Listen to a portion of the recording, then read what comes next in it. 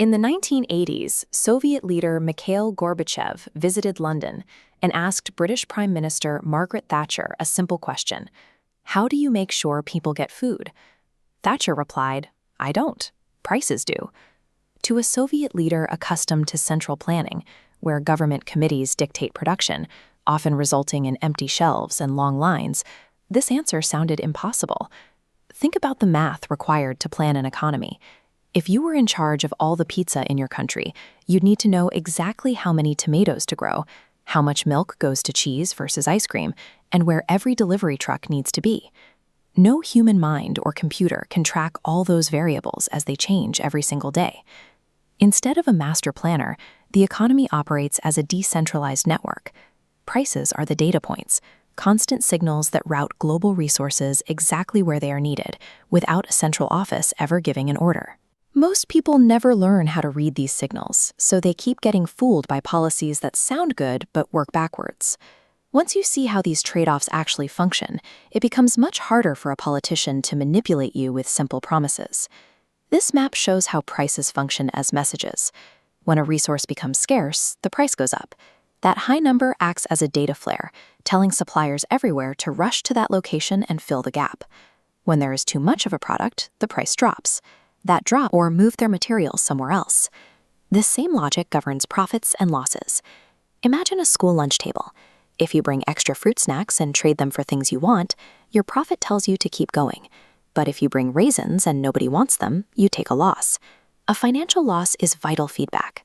It is the economy's way of telling a business to stop wasting human energy, steel, and electricity on something people don't value. When a government bails out a failing company, they break this signal. They use your taxes to keep resources trapped in a business that the market has already rejected, preventing those engineers and materials from moving to a more productive use. By overriding these natural signals, society continues to manufacture things nobody wants. This process stalls innovation and keeps the network from directing resources toward the things people actually need. Your wage is a price signal too. If you hire a fast worker for a lemonade stand and she helps you sell 10 extra cups an hour, she creates $10 of value. Her wage is a reflection of that specific output. If a law forces you to pay that same worker $15 an hour, you are now losing money every time she stands there. No business survives that math, so the owner either cuts hours, closes the shop, or buys a self-checkout machine. We see this same pattern with price controls. When politicians artificially lower rent to make housing more affordable, people immediately snatch up more space than they need. The lower price creates a surge in demand that the supply can't meet. The long-term effect is even worse. If a landlord can't charge enough to cover costs, they stop repairing roofs and heaters. Eventually, they lock away, leaving thousands of abandoned apartments in cities where people are sleeping on the street. Setting prices too high is just as destructive. In the early 2000s, India guaranteed a high price for wheat.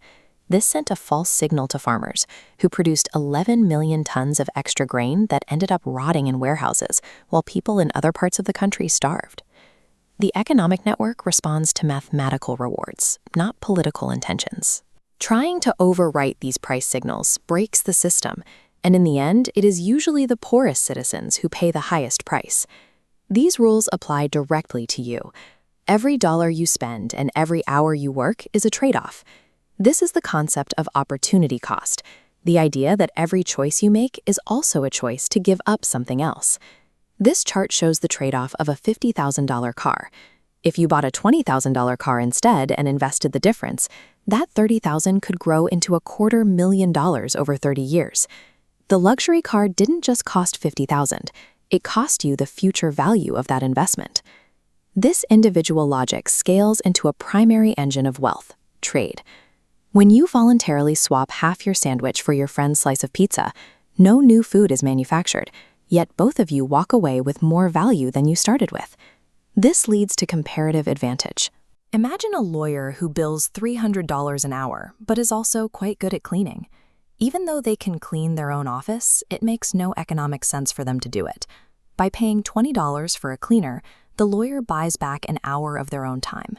They trade $20 to make $300, leaving them $280 ahead.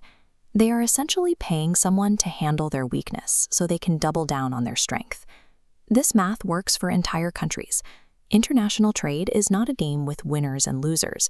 It is a way for nations to focus on what they do best and trade for the rest.